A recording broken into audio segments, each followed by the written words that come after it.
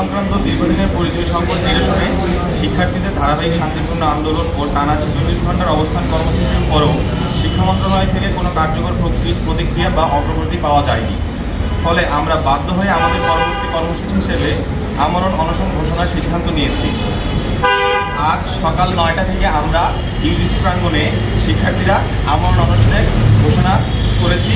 আমাদের দাবি একটি, শিক্ষা মন্ত্রণালয়ের নিকট আমাদের প্রস্তাবিত 4টি নামের মধ্যে একটি চূড়ান্ত করে পরবর্তী ক্যাবিনেটের নীতিগত সিদ্ধান্ত গ্রহণ এবং বাস্তবায়নের সুস্পষ্ট ঘোষণা দিতে হবে। দীর্ঘদিন ধরে চলমান এই সংকট আমাদের একাডেমিক অগ্রগতি ও পেশাগত ভবিষ্যৎকে গভীরভাবে ক্ষতিগ্রস্ত করছে। বারবার আবেদন জানানো সত্ত্বেও কর্তৃপক্ষের নীরবতা, সিদ্ধান্তহীনতা আমাদেরকে হতাশ করেছে।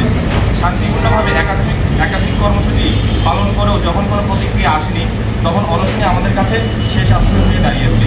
এই অনশন কোনো বিদ্রোহ নয়, এটি আমাদের স্বাভাবিক পরিচয় ও মর্যাদার দাবিতে সর্বশেষ প্রতিবাদ। আমরা বিশ্ববিদ্যালয় পরিবারের ছাত্র, শিক্ষক, কর্মকর্তা, কর্মচারী, অভিভাবক ও দেশবাসীর সহানুভূতি ও সংহতি কামনা করছি। সংশ্লিষ্ট কর্তৃপক্ষের প্রতি আমাদের বিনীত অনুরোধ, শিক্ষার্থীদের ভবিষ্যৎ, মানসিক চাপ ও সামাজিক মর্যাদার বিষয়টি বিবেচনায় নিয়ে দয়া করে দ্রুত, সুস্পষ্ট ও কার্যকর সিদ্ধান্ত গ্রহণ করুন।